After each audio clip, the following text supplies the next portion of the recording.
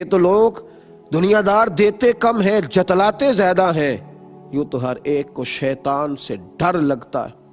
مجھ کو اس دور کے انسان سے ڈر لگتا ہے، اور جس کی ہر بات میں پوشیدہ ہو نشتر کی چبھن، ایسے ہر صاحب احسان سے ڈر لگتا ہے۔ خودداری سے رہیں، وقار سے رہیں، تھوڑے پہ گزارا کریں، اپنے کچے مکان سے پیار کریں، اپنے چھوٹے سے آپ کا جو ذریعہ آمدن ہے اس پہ اپنے آپ کو مینج کرنا سیکھیں۔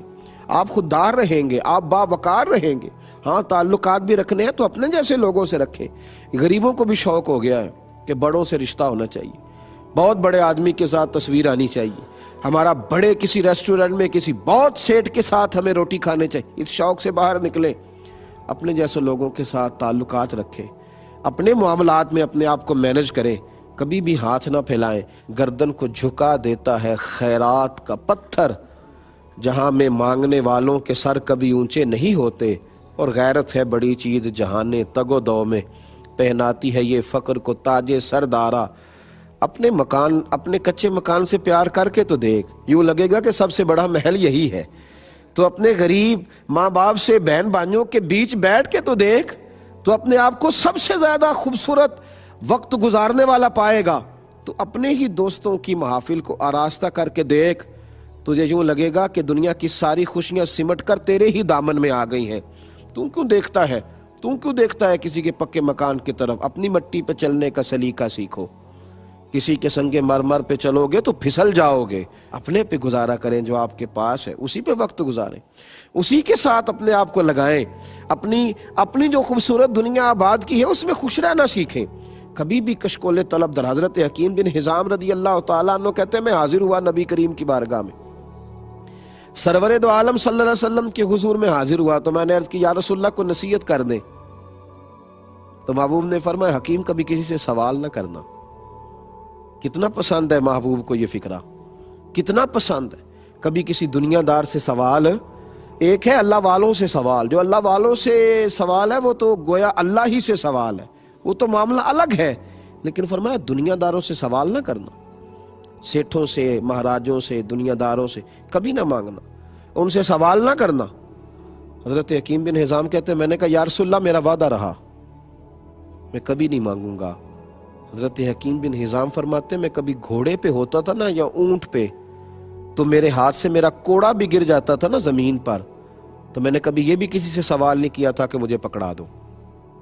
میرے ہاتھ سے کبھی میرا کوڑا، یوں سمجھ لیں کہ میرا عصا، میرا ڈنڈا، میری چھڑی گھوڑے پہ بیٹھے ہوئے کبھی، یہ صحابہ کی نبی پاک کے ساتھ وفا کا عالم ہے۔ فرماتے ہیں کہ یہ عالم تھا ہمارا کہ کبھی میرے ہاتھ سے میری چھڑی گر گئی، میرا درہ گر گیا، میرا کوڑا گر گیا، وہ بھی کبھی کسی سے سوال نہیں کیا کہ مجھے پکڑا دو۔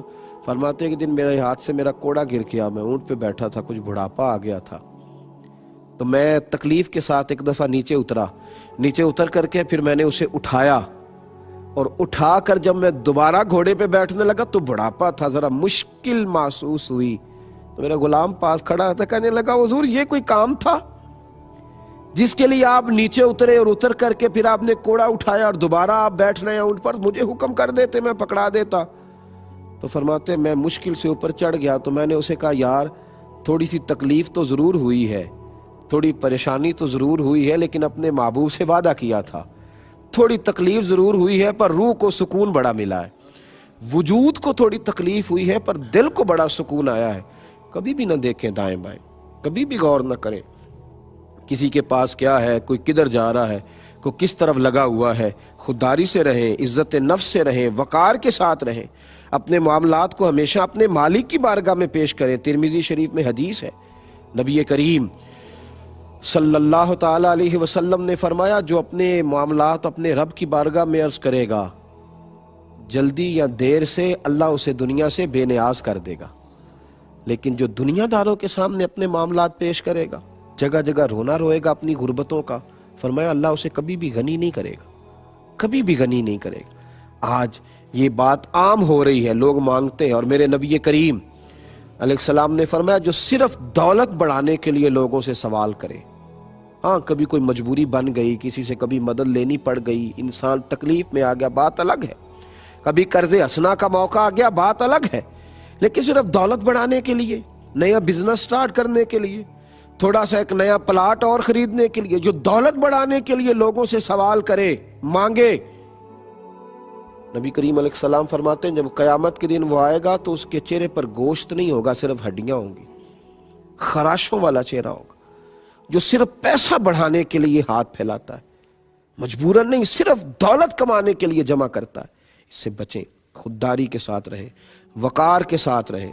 اور بات امیروں کی خودداری کی تو ہو ہی رہی ہے، لیکن میں اصل بات کر رہا ہوں غریبوں کی خودداری کی. غریب باوقار بنے، وہ باوقار بنے تاکہ پھر کوئی کسی غریب کو خرید نہ سکے، پھر کوئی کسی انسان کا ریٹ نہ لگا سکے. حاتم طائی سے کسی نے پوچھا تھا، شیخ سعدی رحمۃ اللہ نے لکھا ہے کہ حاتم طائی بڑا سخی ہے، اس کی سخاوتیں دنیا میں معروف ہے. کسی نے اس سے پوچھا تھا کہ حاتم طائی تو بڑا سخی ہے، کبھی اپنے سے بھی سخی آدمی دیکھا ہے؟ اس نے کہا دیکھا تھا. کہا کب؟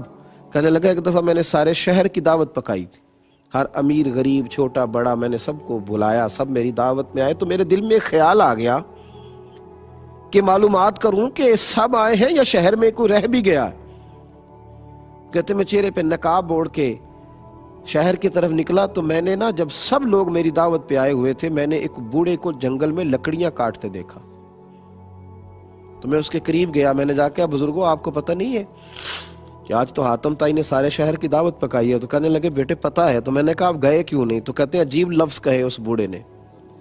کہنے لگا بیٹا مجھے اپنے ہاتھوں کی کمائی کھانے کا چسکا لگ گیا ہے، مجھے یہ ذائقہ لگ گیا ہے خود کما کے کھانے کا، یہ مجھے یہ ذائقہ لگ گیا ہے.